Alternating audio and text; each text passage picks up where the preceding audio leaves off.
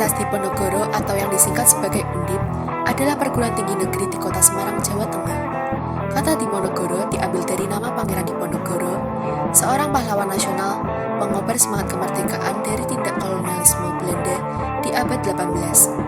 Semangat ini turut menginspirasi pendirian Undip. Sebagai lembaga pendidikan tinggi, Undip bervisi menghasilkan lulusan unggul, kompetitif, dan berkelanjutan. Untuk itu, diperlukan aktivitas yang meningkatkan kemampuan mahasiswa melalui penguasaan iptek dan seni, serta peningkatan kepekaan, kepedulian, dan semangat pengabdian kepada masyarakat. Kuliah Kerja Nyata atau KKN adalah salah satu mata kuliah yang bertujuan memberikan pengalaman pengabdian dan pemberdayaan masyarakat kepada mahasiswa.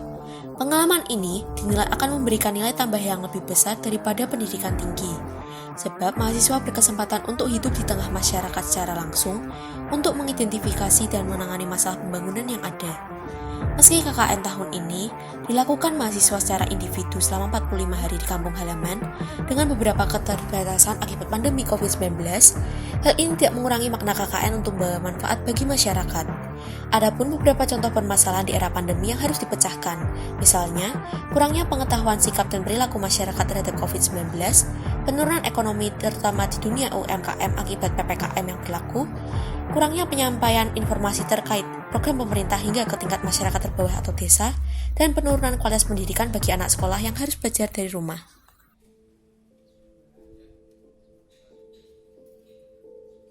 Selamat pagi, Ibu. Sebelumnya boleh saya tahu nama Ibu siapa? Saya Yeni. Oh iya, Bu Yeni, usianya berapa, Ibu? 46. Kalau begitu, Ibu, saya boleh tahu Ibu sudah berapa lama ya Ibu tinggal di sini di wilayah Gabahan RT 822 ini? Dari lahir, Mbak. Oh, dari lahir? Iya, dari lahir di sini.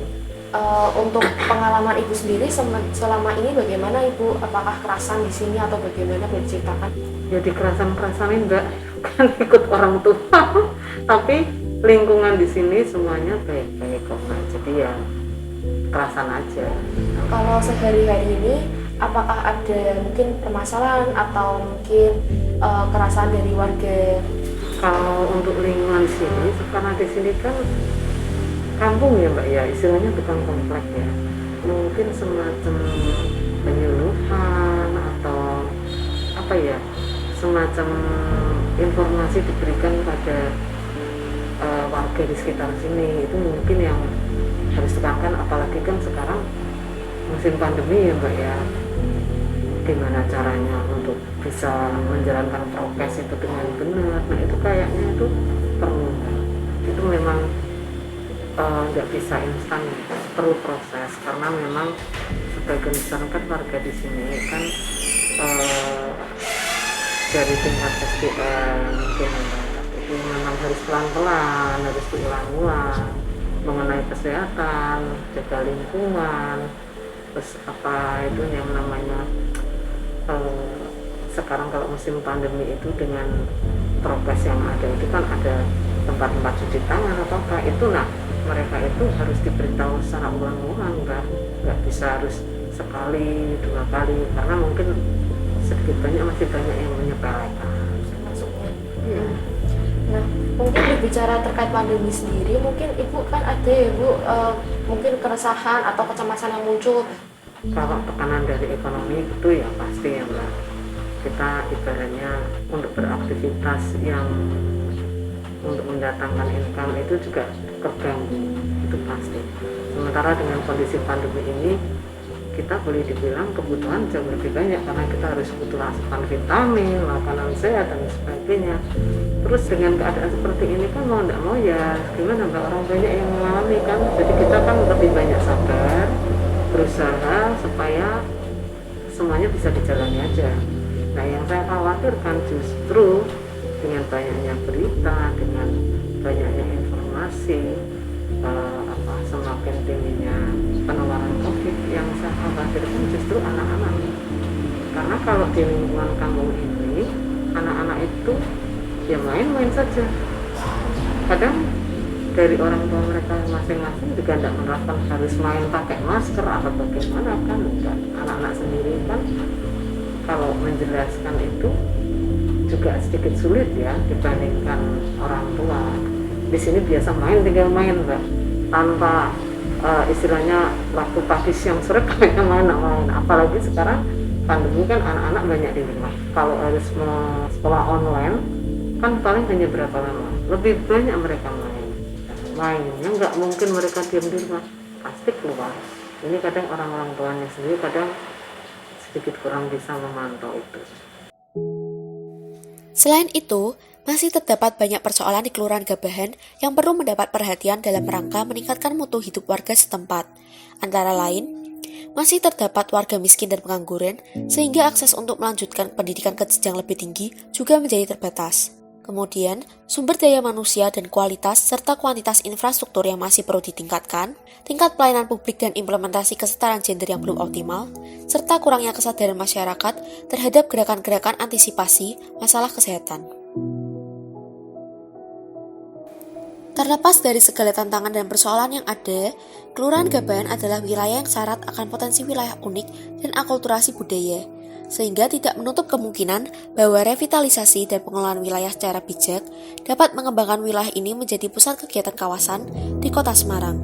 Kelurahan Gabahan sendiri adalah salah satu kelurahan dari 15 kelurahan yang berada di Kecamatan Semarang Tengah, dengan luas wilayah 20,23 km persegi dan terbagi dalam 6 RW dan 45 RT.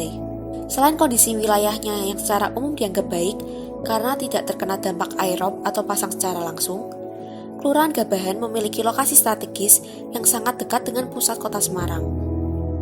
Kawasan di sekitaran Kelurahan Gabahan ini diketahui selain merupakan kawasan pemukiman, juga merupakan kawasan perkantoran, serta lokasinya tak jauh dari pusat keramaian seperti Pasar Gang Baru, warung-warung kuliner, apotek, dan sekolah dasar. Meski berbatasan dengan Kelurahan Keranggan dan Bangunharjo di sebelah utara, Kelurahan Jagalan di sebelah timur, Kelurahan Berumbungan di sebelah selatan, dan Kelurahan Mirotot di sebelah barat, jika dibandingkan kelurahan lainnya, Kelurahan Gabahan memiliki jumlah penduduk terpadat, yaitu sebesar 8.747 jiwa berdasarkan sensus penduduk pada bulan Maret 2018. Dengan luas wilayah yang hanya sebesar 20,23 km persegi, artinya pada setiap kilometer persegi di Kelurahan Gabahan terdapat 432,32 orang yang tinggal. Terlepas dari padatnya penduduk, warga Kelurahan Gabahan adalah contoh konkret dari masyarakat multikultural yang harmonis. Meski tersusun atas beragam etnis seperti etnis Jawa, etnis Tionghoa, etnis Arab atau Timur Tengah, dan etnis Manado, warga tetap hidup rukun berdampingan hingga sekarang, dan menciptakan akulturasi yang menjadi ciri khas dari Kelurahan Gabahan. Berbicara tentang keberagaman, tentu tidak lepas dari peran agama. Tidak hanya beragam dari segi etnis, Kelurahan Gabahan juga beragam dari segi agama yang dianut oleh warganya. Terbukti dari banyaknya bangunan keagamaan yang dapat dijumpai di kelurahan ini. Mulai dari masjid hingga kelenteng, Kelurahan Gabahan menawarkan pesona wisata religi yang tidak biasa. Dan tak hanya lewat bangunan keagamaan, keharmonisan ragam budaya juga ditunjukkan dengan beragamnya festival dan karnaval yang diselenggarakan di sekitaran Kelurahan Gabahan, seperti Pasar Imlek Semawis yang digelar di Pecinan Semarang setiap tahunnya, dan ara-araan Sampo yang dipusatkan di dua kelenteng besar, yakni Kelenteng Tayakaksi dan Sampokong. Semua ini menunjukkan bahwa Gabahan adalah wilayah multi etnis milik semua golongan. Dan Gabahan hanyalah satu contoh nyata bagaimana Bhinneka menjaga keutuhan bangsa dari dulu, kini, dan selamanya. Untuk mewujudkan potensi Gabahan sebagai pusat kegiatan kawasan meski di tengah pandemi COVID-19, maka dibutuhkan program yang dapat memberdayakan warga setempat agar tetap aman, nyaman, dan terlindungi meski harus bekerja di luar rumah. Misalnya, dengan mendorong adaptasi protokol kesehatan, etika batuk dan bersin, vaksinasi, nutrisi seimbang, pola asih-asah asuh ibu dan anak yang baik, jogot-tonggo dan disinfeksi berkala, serta latihan deep breathing sebagai teknik relaksasi untuk menurunkan kecemasan di era pandemi.